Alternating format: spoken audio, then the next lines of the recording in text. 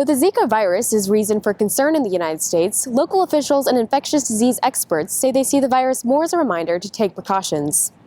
I don't think there's any reason to worry specifically about it, but there is reason to become cautious and to pay attention to mosquitoes and pay attention to the ways that we can work together to keep the mosquito populations down.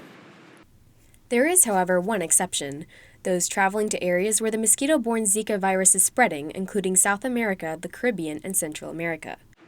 We have spring break right around the corner. We're going to have a lot of people going into the Caribbean, Central America. People coming back in later March, April, and so on would have a greater chance of being bitten by an appropriate mosquito here and passing it along.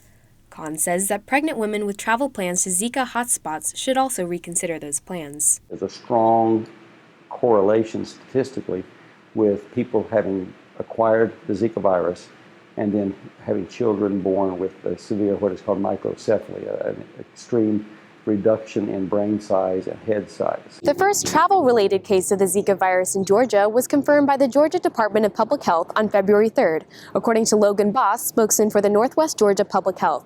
Despite this, Kahn says that one reason people should be more at ease locally is that Rome is in a geographically advantageous location for a virus like Zika. Rome, Georgia is in a situation where we're at sort of the cutoff area of where we have major mosquito problems. The life of the pathogen is relatively short-lived in comparison to other diseases, according to Kahn.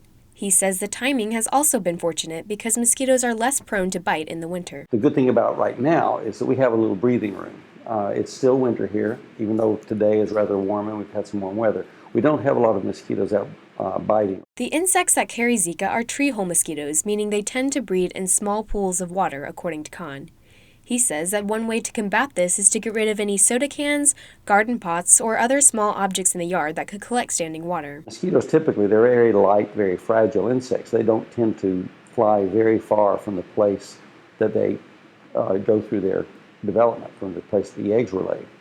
And so if you can control it in your neighborhood and just directly around the places where you and your neighbors live, your chances of getting bitten by that type of mosquito are far less. Boss says that other precautions include using EPA-registered insect repellents, wearing long-sleeve shirts and pants, and staying indoors in the evening. Andrea Sartorado, who moved to the United States from Brazil 22 years ago, says the risk of Zika won't prevent her from visiting relatives there this summer. I don't think I would be concerned about going there because of Zika. I think this is just one more virus, one more thing. I would not be a fool. I will take my precautions and I will be, watching, but I will not be scared. With Viking Fusion, I'm Sarah O'Carroll.